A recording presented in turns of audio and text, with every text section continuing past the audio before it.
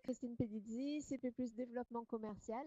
Je suis accompagnatrice au développement commercial, c'est-à-dire que j'accompagne tous les jours des entrepreneurs qui ont du mal à prospecter, qui souhaitent avoir de nouveaux clients et booster leur chiffre d'affaires.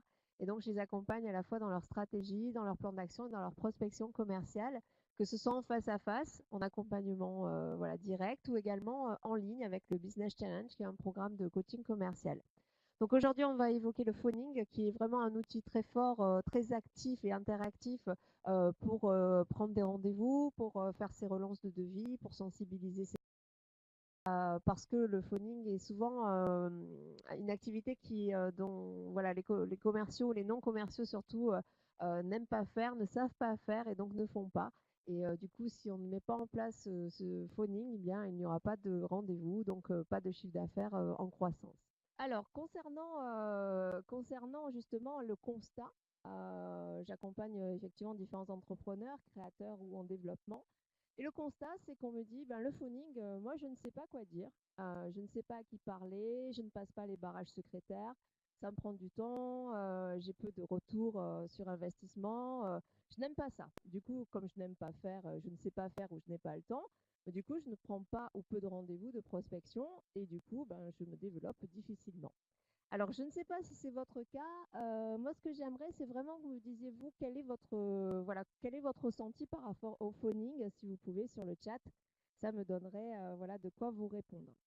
Je vais continuer. Donc, en fait, il faut savoir qu'il y a plusieurs méthodes pour faire du phoning, c'est-à-dire soit on prend la prospection à froid, hein, des prospects dans le dur, ce qu'on appelle, c'est-à-dire que demain, je décide de cibler des avocats, je prends le fichier des avocats, je vais les appeler. Donc ça, c'est la première méthode. Il faut savoir que sur ce type d'appel, il faut 8,4 appels froids pour joindre un prospect par téléphone. Donc, il faut être conscient de différentes choses. Ça veut dire que d'une part, les avocats ou quelque autre cible va être sollicité plus d'une centaine de fois par jour pour la même demande. Voilà, je vois, je ne fais pas parce que je ne sais pas et j'ai peur du raccrochage au nez, en fait, de l'échec en général. Souvent, c'est ce qui arrive. Et effectivement, on le voit bien sur ce slide-là, les réponses typiques donc aux appels téléphoniques, c'est il n'est pas intéressé. C'est souvent il n'est pas et non pas je ne suis pas intéressé. Rappelez plus tard, il est en réunion. Ah, excusez-moi, je n'ai pas encore regardé. Ou de plus en plus, envoyez-moi un email avec votre plaquette. Donc tout ça, c'est ce qu'on appelle des fausses barbes. Et vous voyez que le pourcentage, il est vraiment, il est vraiment fort de refus, d'échecs, etc. Souvent également, on repart toujours à zéro, c'est-à-dire que les gens qu'on a rappelés, deux fois, trois fois, on se dit non, mais c'est bon, je laisse tomber, et du coup, je vais chercher d'autres personnes. Ça prend beaucoup de temps, beaucoup d'énergie. Effectivement, je vois Annelise qui dit je passe la barrière secrétaire, mais je n'arrive pas à avoir de rendez-vous physique. Donc, effectivement, qu'est-ce qui peut être par rapport à tout ça, les solutions? Parce que là, on a vu effectivement qu'il y avait des problématiques, mais quelles sont les solutions? Vous voyez qu'en haut, il y a 80% des appels via une introduction qui se conclut par un rendez-vous. Alors, qu'est-ce que c'est une introduction? C'est la recommandation. C'est-à-dire, plutôt que de vous appeler, moi, vous ne me connaissez pas, vous ne me connaissez pas avant ce webinaire, si je vous appelais en disant bonjour, je suis accompagnatrice au développement commercial et j'aimerais vous accompagner, eh bien, votre réponse serait ben, non, je vous remercie, ça ne m'intéresse pas. Et c'est logique. Pourquoi c'est logique? Parce que justement, vous ne connaissez pas, vous recevez certainement d'autres appels de prospection. Et du coup, qu'est-ce qui ferait que je vous intéresse à ce moment-là? Donc, pour répondre à ces différents freins, donc je n'aime pas, je ne passe pas la barrière secrétaire, j'ai peur qu'on me raccroche au nez, il y a plusieurs solutions. Donc, je vous les donne un petit peu dans le désordre, on va aller plus en détail après. Donc, c'est tout d'abord construire une offre de service pertinente et percutante grâce à une différenciation affirmée. Alors, qu'est-ce que c'est une offre de service? C'est-à-dire que souvent, quand on appelle un prospect, là je prends vraiment l'exemple du rendez-vous prospect, hein, parce qu'on a l'appel sera différent si je fais de la relance téléphonique, si je fais de la sensibilisation, de l'information. On va prendre ça, c'est le plus courant aujourd'hui. Eh bien, j'ai souvent tendance à demander quelque chose, en fait. Et là, le but, c'est de se positionner en offreur de service. Et pourquoi un offreur de service? Parce que je vais être différenciée, je vais apporter vraiment le service qu'il faut à l'entreprise. Alors, moi, j'ai connu, puisque j'ai un passé de plus de 25 ans de commercial, j'ai connu à mes démarrages des listings de 100 personnes qu'il fallait appeler. Et du coup, mon discours était ultra générique. Donc, j'appelais enfin, tout le monde de la même manière. Bonjour, je suis X, etc. Est-ce que je pourrais parler à Madame X? Et du coup, ça ne marchait pas. Ben, pourquoi? Parce que la secrétaire entendait 1000 fois le même message et sa consigne était de filtrer. Et puis, un jour, je me suis dit, ça ne marche pas, puisqu'au bout d'une journée de 100 appels ou je ne sais pas combien, j'avais peut-être un rendez-vous. Et en principe, ce rendez-vous était annulé dans la foulée, donc c'était pas très pertinent, c'était pas très qualitatif, et surtout pour moi, c'était pas valorisant, parce qu'il y a toujours ça, quand on a peur, quand on n'y arrive pas, quand on a des échecs, bah, du coup, on se remet nous en question, et on se dit, oh, je ne sais pas faire, c'est pas pour moi, etc. On y reviendra plus tard. Donc, la première des choses à faire, c'est construire une offre de service pertinente et percutante. Alors, vous voyez, ah, vous ne m'entendez pas, je peux difficilement parler plus fort. Je fais mon possible, mais je ne peux, voilà, je ne peux pas parler plus fort. Euh, alors, comment on construit un pitch? Déjà, j'ai marqué construire un pitch par cible prioritaire. Ça veut dire quoi? Ça veut dire que mon message, il va être différent suivant la cible que j'ai en face de moi. On a tous une à deux, trois cibles, c'est encore, c'est beaucoup. On ne va pas pouvoir leur servir le même message. Donc, qu'est-ce qu'un pitch? Eh bien, en fait, en 30 secondes, il faudrait créer l'impact. En fait, ça sert à ça. C'est pas tout dire en 20 secondes hein, ou en 30 secondes, même en 3 minutes. On ne peut pas résumer 20 ans de carrière, on ne peut pas résumer tout ce que fait notre entreprise, tous nos services, etc. Mais il faut dire suffisamment pour accrocher l'intérêt. Le but d'un pitch, c'est que la personne en face soit intéressée pour nous poser des questions, parce que dès qu'elle pose des questions, c'est que l'intérêt est là, et du coup, on peut développer et aller plus loin. Donc, dans un pitch idéal, qu'est-ce qu'on dit? C'est qui je suis, ce que je fais, auprès de qui, quelle est la problématique de mon prospect, qu'est-ce que moi j'apporte, mais surtout qu'est-ce que moi j'apporte de différent par rapport aux autres. Ça, c'est vraiment important. Pourquoi je suis la bonne personne? On y reviendra également. Et puis, si vous avez le temps, un ou deux exemples pour illustrer. Donc, en fait, le pitch va servir aussi bien en phoning, il va servir également lorsque vous êtes en réunion réseau, quand vous rencontrez des gens, quand vous revoyez des anciens collègues qui vous disent ah, maintenant tu fais quoi? Bah, tout ça, ça doit être vraiment quelque chose de préparé pour garder uniquement les mots positifs, impactants et personnalisés à la personne que vous avez en face. Donc, ça, c'est un vrai travail de construction de messages. Annelise qui dit oui, c'est vrai, je suis d'accord. Donc, super. Donc, ça, c'est la première chose. Ça veut dire que par téléphone, si je dis bonjour, je suis la société CP Plus Formation et je fais de la formation commerciale, est-ce que je pourrais parler au DRH? Eh bien là, en fait, la personne peut me dire ben non, il n'est pas là, envoyez une plaquette, envoyez-nous un catalogue, etc. Inversement, si je dis je suis formatrice spécialisée dans le BTP et je ne forme que des entreprises de BTP, peut-être si je m'adresse à quelqu'un qui fait du bâtiment ou du travaux publics, et bien là déjà je serai davantage impactante parce que je vais être spécialiste pour eux. Donc je vais certainement connaître davantage leur domaine d'activité et pouvoir répondre à leurs problématiques fortes. Donc voilà, ça c'est vraiment un travail que vous devez faire avant d'appeler, avant de rencontrer des gens en réseau, c'est construire votre pitch. Et comme je vous disais, c'est vraiment un pitch par cible prioritaire. Et simplement pour terminer avec le pitch c'est aujourd'hui je fais et non pas hier j'ai fait. Ça c'est vraiment important aussi à comprendre, c'est que le but n'est pas de raconter un CV, le but c'est vraiment d'impacter et de créer l'intérêt. Ça c'est la première des choses quand on dit je ne sais pas quoi dire à du phoning. Ensuite, c'est exploiter un fichier prospect qualifié. Alors, un fichier prospect, qu'est-ce que c'est?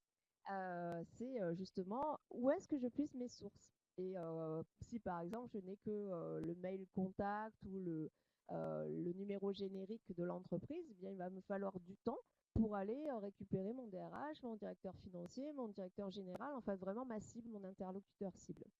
Donc, pour ça, le but, c'est d'avoir un fichier qualifié, c'est-à-dire avec le bon interlocuteur, avec des numéros directs. C'est-à-dire quand je téléphone, je tombe directement sur la personne. Et donc, un fichier, ça se crée, ça s'alimente, ça se met à jour, etc. Donc, on verra plus tard comment avec les différents outils. Et moi, ce que je fais, c'est que je ne veux plus passer 100 appels par jour pour un rendez-vous qui s'annule. Moi, ce que je veux, c'est aujourd'hui, c'est passer 4 appels par jour et avoir 2 rendez-vous. Voilà. Et pour ça, j'utilise la recommandation. C'est-à-dire, bien en fait, je vais demander à mes propres clients, à mes partenaires, à mes fournisseurs, à mes collègues, à tous les gens font partie de mon réseau, de me recommander la bonne personne. Si je vous appelle et que je vous appelle de la part de votre cousin, de la part de votre voisin ou autre, eh bien là, forcément, l'écoute, l'accueil va changer. Et ça fait toute la différence. Donc avant d'appeler dans le dur, essayez déjà de vous dire qui je connais dans ce réseau, qui peut m'ouvrir des portes. Et ça, c'est vraiment indispensable. Parce que du coup, vous allez prospecter moins, mais mieux, et avec beaucoup plus de qualité. Pourquoi plus de qualité? Parce qu'en fait, vous montrez patte blanche, vous inspirez la confiance. Je prends souvent un exemple des prospecteurs téléphoniques qui vendent des cuisines, des canapés, des choses comme ça. Je ne suis pas sûre que vous leur répondiez et que vous alliez jusqu'au bout de l'entretien. Pourquoi? Parce que dès le départ, vous savez que c'est un message générique qui s'adresse à tout le monde et que de toute façon, ils ont les pages blanches et que lorsque vous allez raccrocher, il va appeler votre voisin, etc. La recommandation, c'est vraiment l'inverse, c'est-à-dire aller appeler euh, de manière très personnalisée et créer tout de suite l'impact, la confiance. C'est montrer patte blanche. Pour montrer patte blanche, si on n'a pas de recommandation également, vous avez tout ce qui est référence, c'est-à-dire vous avez tous travaillé, même si vous êtes créateur, vous avez souvent fait des choses en tant que salarié. Et du coup, montrer patte blanche, c'est dire bonjour, je vous appelle quand je suis spécialisée dans, et j'ai travaillé notamment avec, n'importe quoi, pour moi, avec la CCIMP, qui est une référence que tout le monde connaît, qui est avec Total, ou d'autres grosses références qui permettent d'inspirer la confiance à votre interlocuteur. Donc c'est aussi un ouvre-porte beaucoup plus facile. Et ça se dit très rapidement, parce que l'accroche, elle se fait vraiment dans les 10 premières secondes. On n'a pas le temps de créer, de parler pendant 3 minutes. La personne au bout n'a pas le temps de vous écouter. Donc, y compris, comme je vous disais tout à l'heure, préparer son offre de service, c'est préparer à chaque fois, pour chaque interlocuteur, pourquoi vous l'appelez, de la part de qui vous l'appelez, ou alors quelles sont les références auxquelles il peut s'identifier. Et ça, vous verrez que votre taux de transformation va vraiment augmenter. Vous n'allez plus être dans un appel de prospection pure, ah oui, bonjour, je voudrais parler à. Vous allez rentrer dans un appel de discussion, d'échange, de partenariat, et parce que vous allez proposer une véritable offre de service pertinente et percutante et différenciée. Voilà. Différenciez-vous de tous les gens qui appellent comme vous, j'allais dire, dans la journée. Il y a de la musique, mais je ne vous entends pas. Alors, d'accord, c'est lui qui dit ça. Et puis, une des choses aussi pour répondre à je ne sais pas quoi dire, etc., et surtout pour prendre du plaisir, parce que si ça fonctionne, vous allez prendre du plaisir. Si vous allez réellement construire une offre de service et proposer une offre de service parce que vous êtes convaincu que cette personne elle a besoin de vous, ça c'est super, super pertinent pour prendre du plaisir. Si on est d'échec en échec, ben là forcément c'est démotivant, du coup on ne fait plus, et du coup si on ne fait plus, on ne se développe plus. Donc, intégrer le phoning dans une démarche de prospection globale, qu'est-ce que c'est? C'est tout simplement, comme je vous disais, déjà réfléchir à quelle est votre cible. Je reviendrai après à tout ça. Quelle est votre cible? Qu'est-ce que j'ai à lui proposer, etc. Et pour moi, le phoning aujourd'hui, avec les outils actuels qu'on a, qui sont souvent gratuits, s'intègre dans une démarche opérationnelle globale de prospection.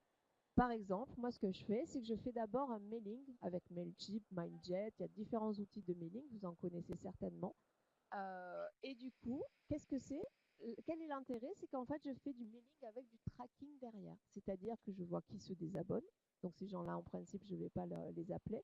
Je vois qui ouvre, je vois qui clique. Donc, si, avec le nombre de mails que j'ai, j'ouvre un mail, je le lis et je clique sur les liens, c'est que quelque part, ça a touché un point sensible. C'est que quelque part, j'ai besoin d'informations.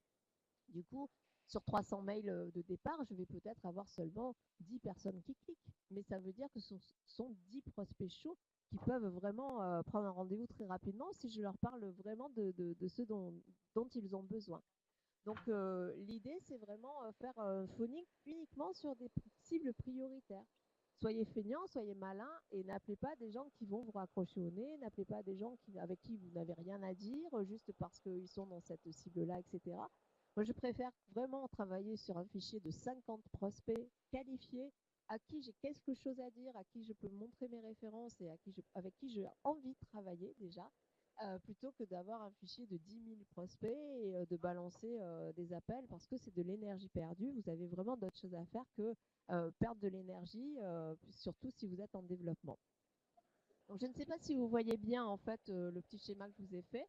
Donc effectivement, le mailing avec tracking, eh bien en fait les désabonnements, je fais rien pour l'instant.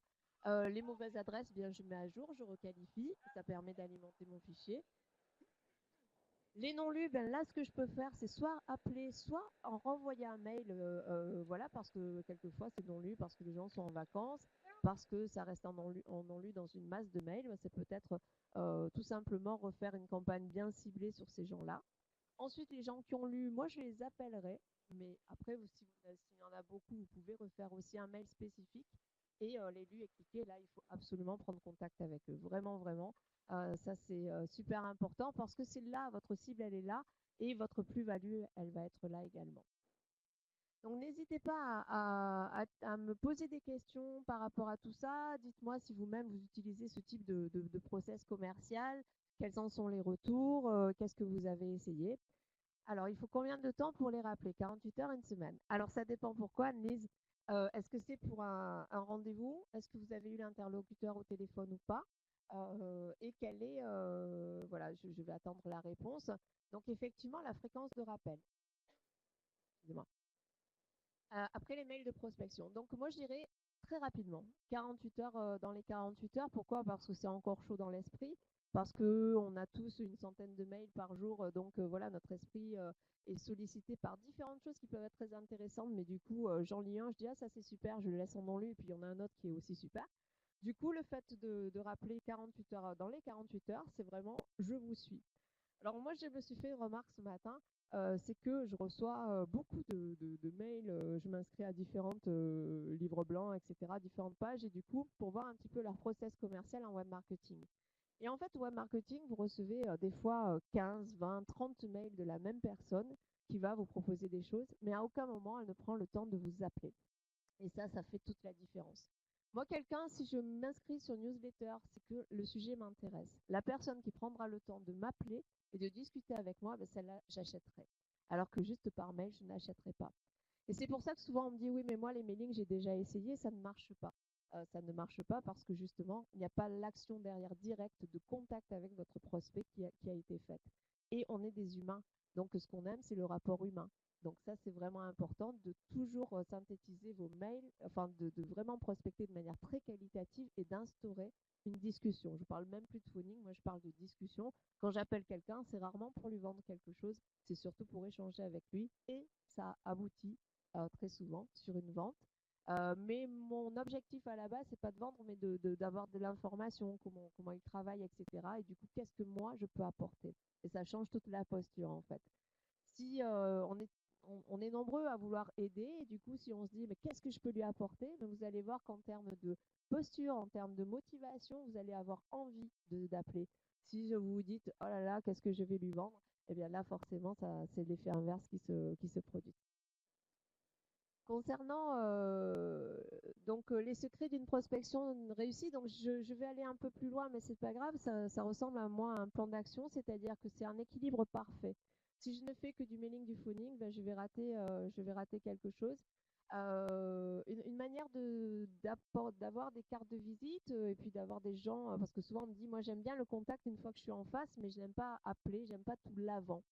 Et en fait, la meilleure manière d'avoir des cartes de visite, des prospects qualifiés, etc., bah, c'est tout simplement de faire du réseau relationnel. Alors, entre Aix et Marseille, on a 250 réseaux professionnels, que ce soit pour les femmes, que ce soit pour les commerciaux, que ce soit par zone d'activité, par secteur. Donc, on a vraiment beaucoup, beaucoup de réseaux. On a vraiment cette chance, cette opportunité-là.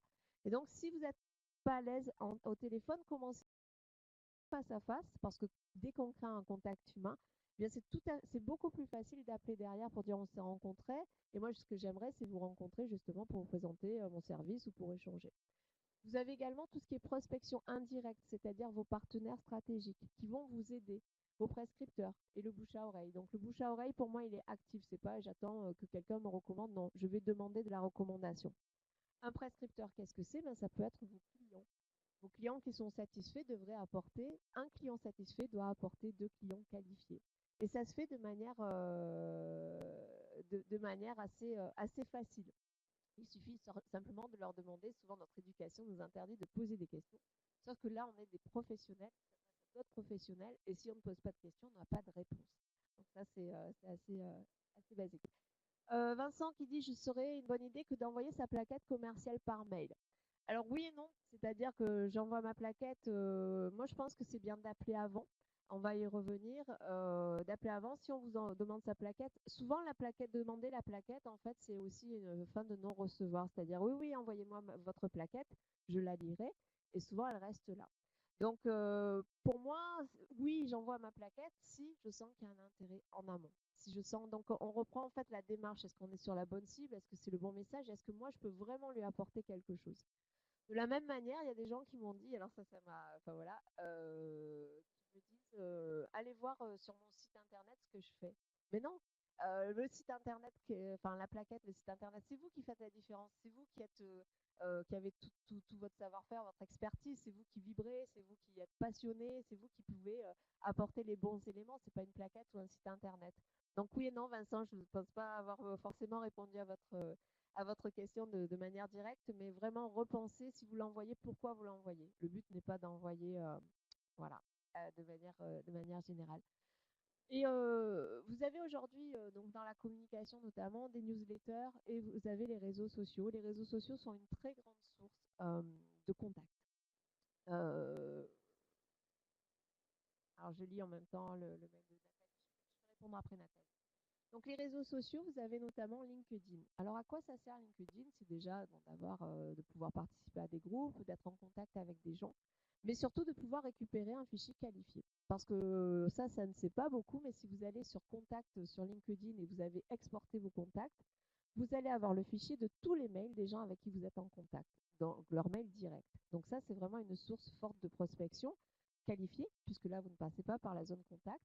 Vous avez aussi, si vous, donc soit vous pouvez les intégrer dans un mailing récurrent, parce que ce qui va marcher, c'est la récurrence, soit en fait, soit vous les contactez directement un par un. Ça, c'est vraiment du l'ultra qualitatif et souvent, ça donne de très bons résultats.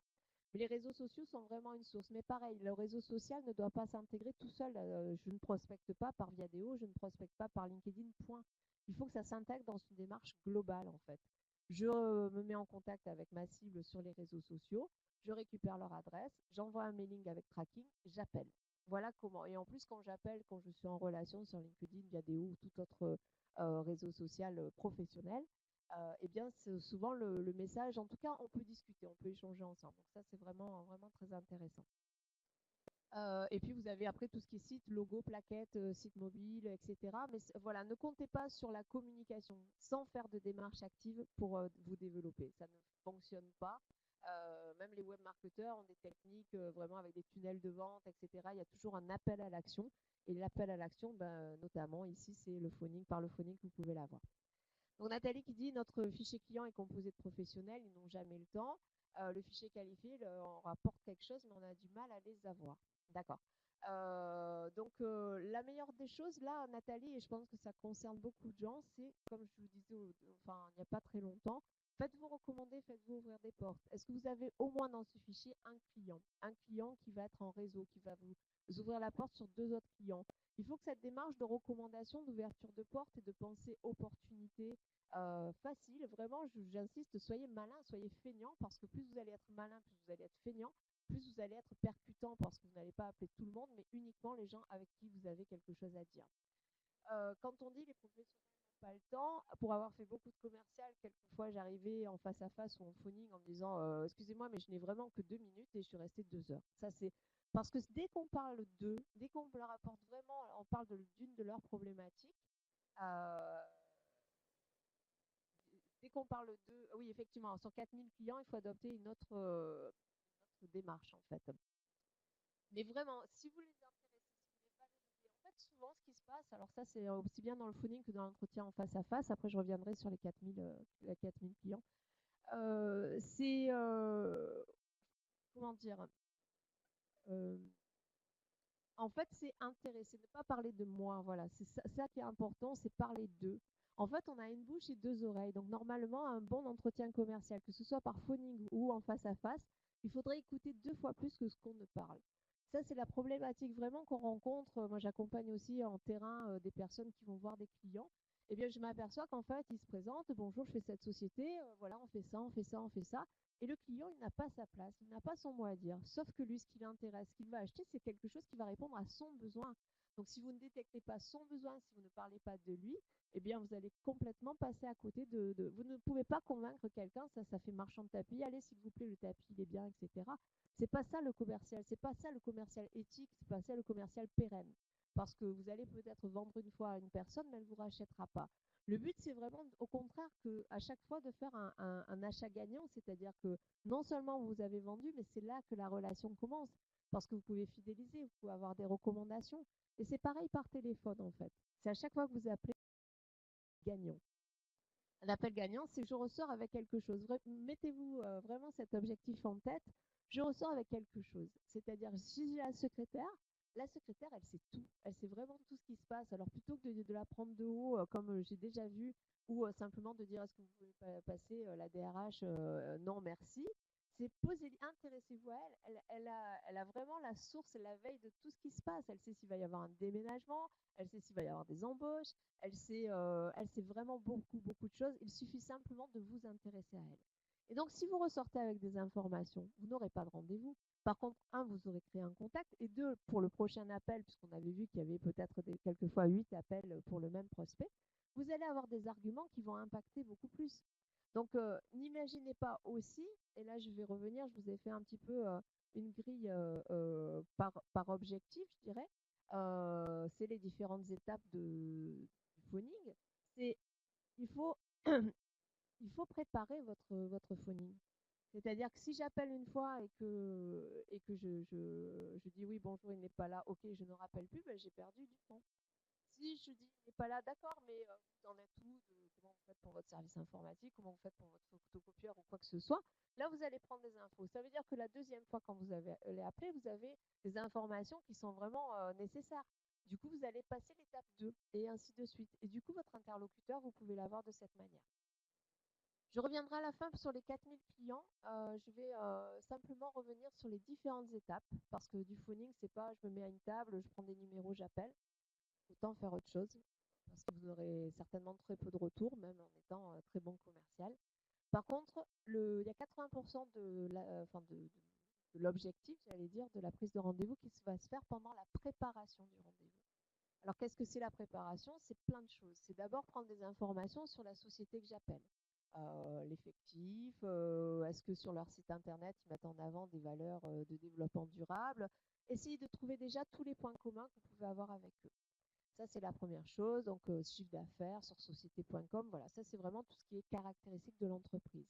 Allez voir sur les réseaux sociaux aussi, parce que c'est vraiment des sources d'informations beaucoup plus vivantes, beaucoup plus actuelles. Et mettez-vous un objectif, vous. Quel est l'objectif de cet appel? Votre objectif, souvent, il n'est pas de vendre. Souvent, il n'est pas de prendre un rendez-vous dans un premier temps si votre process de vente il est assez long. Quel est votre objectif? C'est peut-être tout simplement avoir le mail direct de la personne. Peut-être. C'est peut-être avoir sa ligne directe. C'est peut-être avoir de l'information.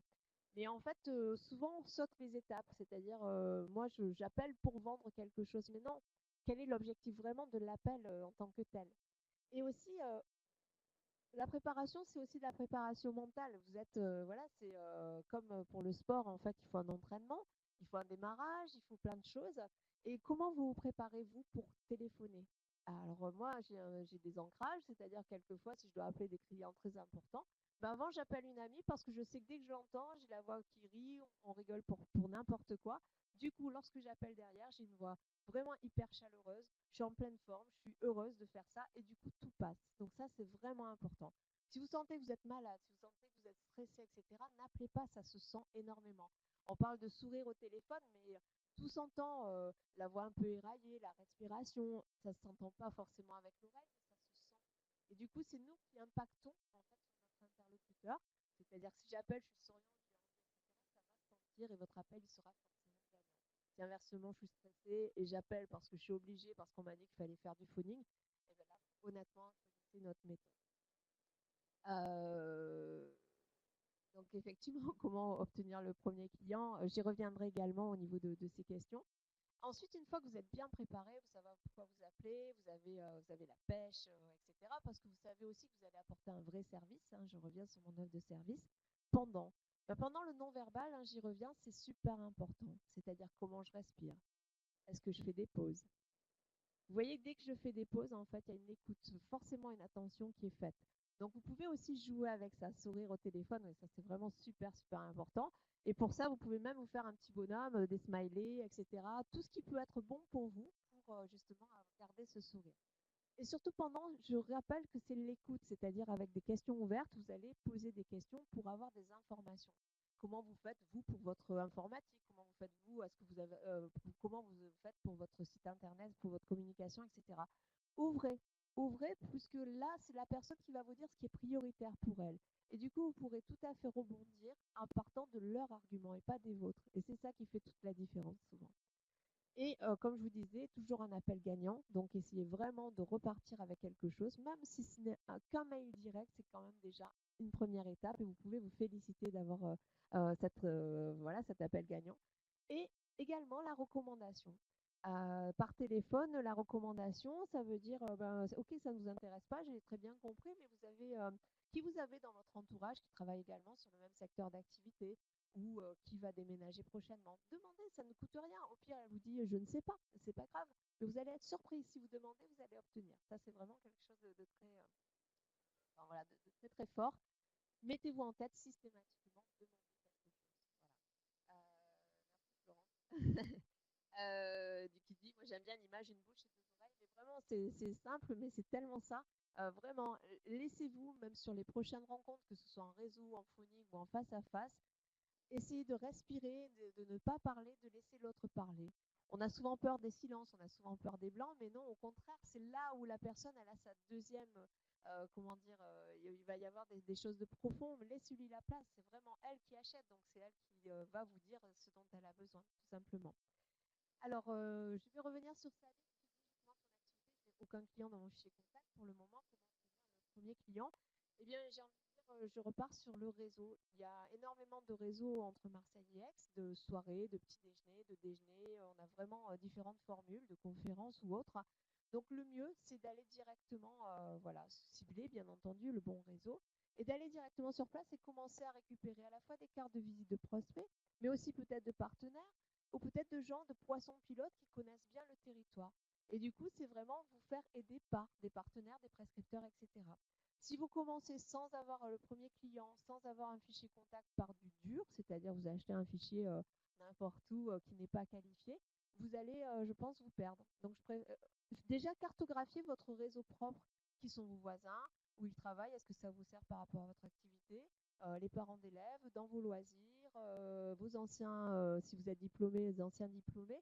Vraiment cartographier votre propre réseau et vous trouverez forcément une opportunité, au moins une opportunité, un ouvrage de force par rapport à, pour vous introduire. Parce qu'effectivement, une fois qu'on a le premier client, on peut se servir de lui pour voilà, monter son réseau, etc., pour déjà être plus légitime, se sentir mieux soi-même.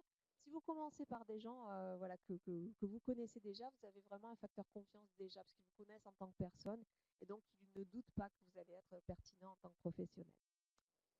Est-ce que c'est bon pour vous, Sabine? Est-ce que j'ai répondu? Ok, on va voir. Et je reviens donc sur Nathalie, on a 4000 clients.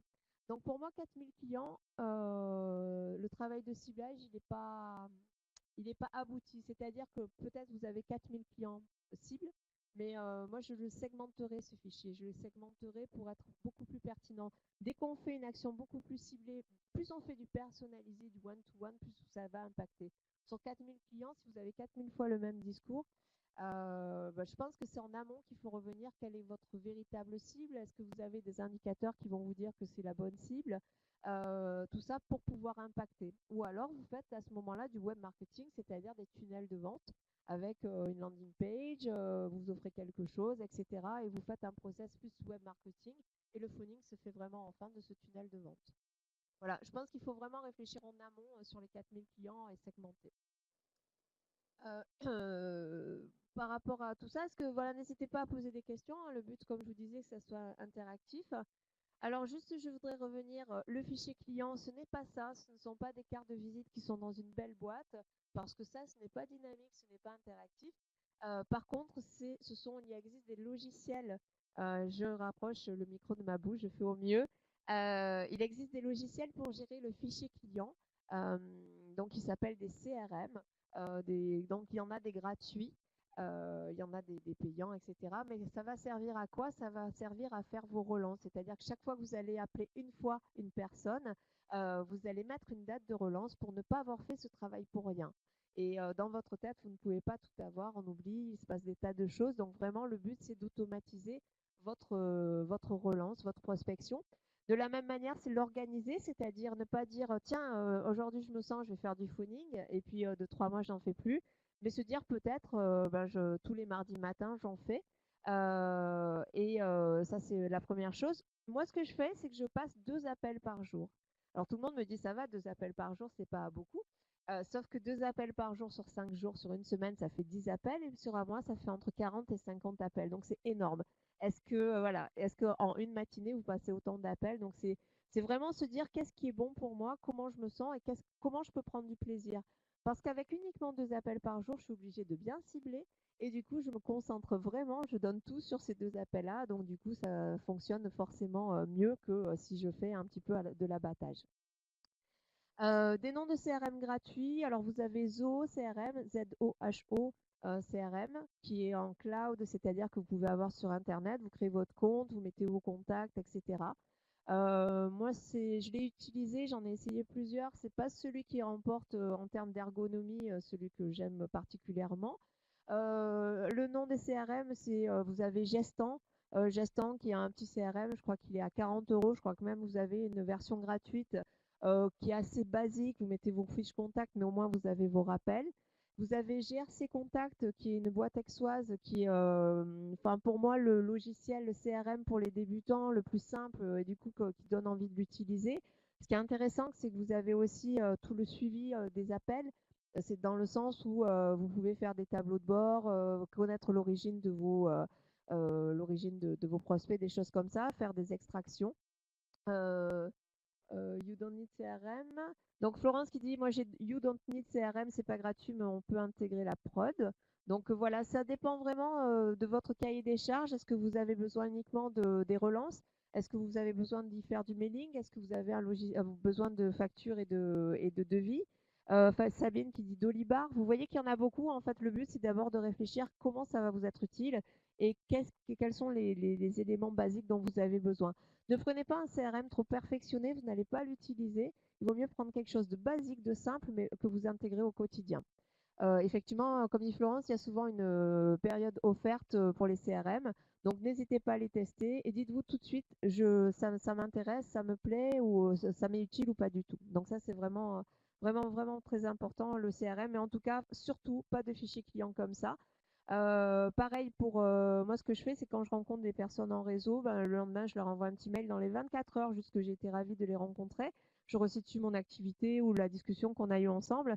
Donc, quand je les rappelle, je les invite aussi sur les réseaux sociaux tels que LinkedIn et autres. Et du coup, quand je les rappelle, il y a eu déjà beaucoup plus d'étapes de franchis, donc c'est beaucoup plus simple. Pour avoir les réseaux, je fais de la pub pour la CCIMP. Vous avez sur la ccimp.com /réseau pro, vous avez tous les réseaux. Vous pouvez faire un tri avec le type de réseau que vous voulez pour en trouver. Vous avez aussi BusyBoost, BusyBoost qui est intéressant, qui est un réseau social du 13, de professionnels du 13, qui est intéressant sur la case agenda. Je repense à la personne qui disait qu'elle n'avait pas de clients. Sur l'agenda, vous avez beaucoup d'événements qui se passent sur Marseille et Aix. Du coup, vous pouvez choisir en fonction de votre cible, en fonction de votre objectif, lequel vous allez voir et commencer à alimenter votre fichier prospect, pardon. Vous avez aussi donc Corporama et Cellseo qui sont pour moi les fichiers qualifiés les plus pertinents. Alors là, j'allais dire si vous voulez cibler des DRH, des directeurs financiers ou des gens ou des directeurs généraux, pas forcément sur la région mais sur toute la France.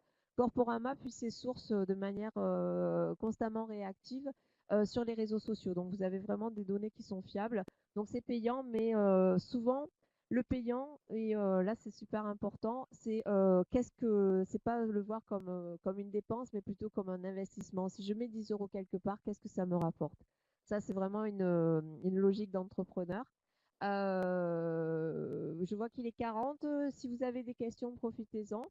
Et simplement pour terminer, je voudrais terminer avec le suivi, c'est-à-dire que mettre en place du phoning c'est bien cibler c'est bien, faire du mailing c'est bien, mais avoir du contrôle sur nos chiffres, sur des résultats, il n'y a que les chiffres qui parlent, c'est-à-dire combien je dois passer d'appels, voilà, quel est mon objectif de rendez-vous mensuel, et pouvoir suivre ça, dire bah, tiens, ce mois-ci, effectivement, j'ai pas fait de phoning, du coup, je suis à la rue, parce que je sais que si je prends n'importe quoi, 10 rendez-vous dans le mois, je vais peut-être faire 5 devis, je vais en signer 3, du coup, je vais avoir du chiffre d'affaires qui rentre.